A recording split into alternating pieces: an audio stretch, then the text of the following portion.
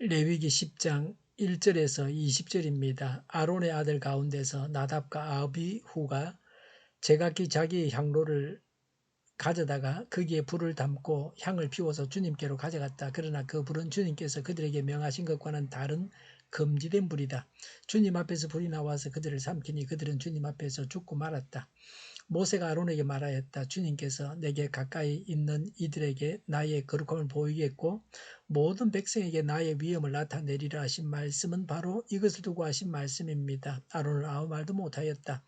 모세는 미사엘과 엘사반을 불렀다. 그들은 아론의 삼촌 우시엘의 아들들이다. 모세는 그들에게 그들의 조카들의 시체를 성소에서 짐 바깥으로 옮기라고 하였다. 그들은 모세가 시키는 대로 가까이 가서 조카들의 옷을 잡아 끌어 짐 바깥으로 옮겼다. 모세는 아론과 그의 아들들을 곧 엘르아살과 이다말에게 말하였다. 당신들은 머리를 풀거나 옷을 찢어 애도를 해서는 안 됩니다.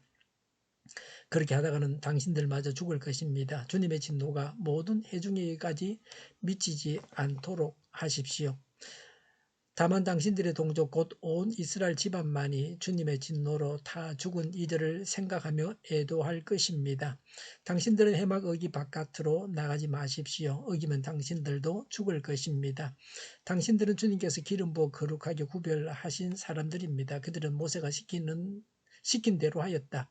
주님께서 아론에게 말씀하셨다. 너의 아들들이 너와 함께 해막으로 들어올 때에는 포도주나 독주를 마시지 말아라. 어기면 죽는다. 이것은 너희가 대대로 영원히 지켜야 할 규례이다. 너희는 거룩한 것과 속된 것을 구별하여야 하고 부정한 것과 정한 것을 구별하여야 한다. 또 너희는 나 주가 모세를 시켜 말한 모든 규례를 이스라엘 자손에게 가르쳐야 할 사람들이다. 모세는 아론 및 살아남은 아론의 두 아들 엘라살과 이다말에게 주님께 살라 바치는 제사를 드리고 남은 곡식 제물은 형님과 형님의 아들들이 가지십시오. 누룩을 넣지 않고 만든 것은 제단 옆에서 먹도록 하십시오.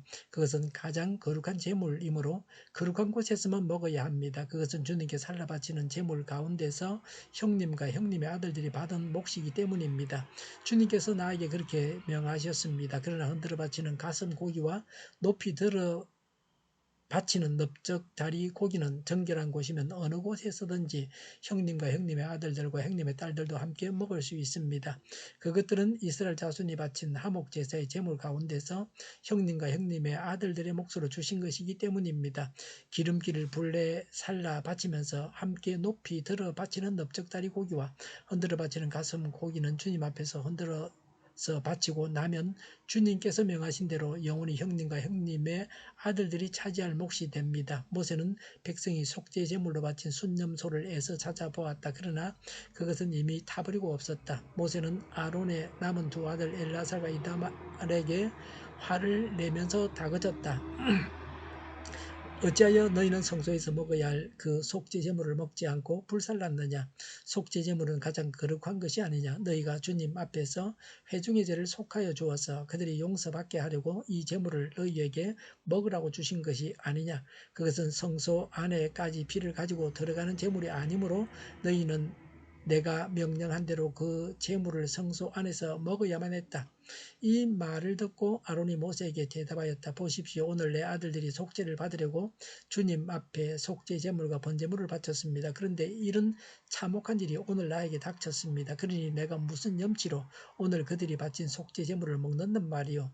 내가 그들이 제물로 바친 고기를 먹으면 주님께서 정말로 좋게 보아 주시리라고 생각합니까? 이 말을 듣고 보니 모세도 그렇겠다는 생각이 들었다. 아멘. 두 제사장의 죽음입니다. 하나님께서 명하신 것과는 다른 금지된 불로 분향했습니다. 향을 피웠습니다. 이것이 아론의 두 아들이 죽은 이유입니다. 하나님의 명령이 사람의 생각과는 달리 답답해도 이치에 맞지 않는 것 같아도 불편해도 마음대로 편한 대로 바꾸지 못합니다. 순종을 가르치기 위해서 이렇게 하셨습니다. 하나님의 명령대로 해야 됩니다. 하나님 말씀을 가볍게 생각해서는 안 됩니다. 7절에서도 해막을 떠나지 말라고 명령했습니다. 그전에도 모세가 몇 가지를 명했습니다. 그들은 모세의 명대로 했습니다. 하나님의 말씀대로 했습니다. 사는 방법은 하나님의 명령을 지키는 것뿐입니다. 사랑하라고 하시면 사랑해야 됩니다. 죄를 떠나라 하시면 떠나야 합니다. 내 생각, 내 기분, 내 자존심, 내 하고 싶은 대로 하지 말고 하나님 뜻대로 해야 됩니다. 하나님의 말씀을 소홀하게 생각하지 말아야 합니다. 바바리아 헨리 왕은 정치와 왕궁 생활에 실정을 느꼈습니다. 그래서 수도원을 찾아가서 그곳에서 생활하기로 했습니다. 수도원에서 왕을 맞아들인 사람은 리차드 부원장이었습니다. 그는 먼저 왕에게 수도원 생활에 지켜야 할 규칙들을 알려줬습니다. 새로운 생활에 흥미를 느끼기 시작한 왕은 그의 말에 귀를 기울였습니다. 웬만큼 설명을 한 부원장은 왕이시여 이 규칙 외에도 지켜야 할 것들이 많습니다.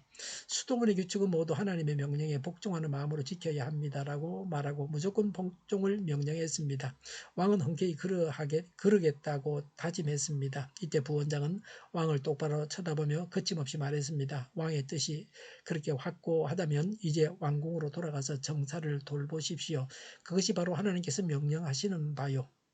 왕은 잠시 생각이 잠기더니 그 길로 왕궁으로 돌아갔습니다. 이후로 그는 국민들의 신임을 받는 왕이 되었습니다. 헨리 왕은 먼저 복종할 줄 아는 왕이요. 그런 자라야만이 나라를 통치할 자격이 있지 하는 좋은 평판을 얻었습니다.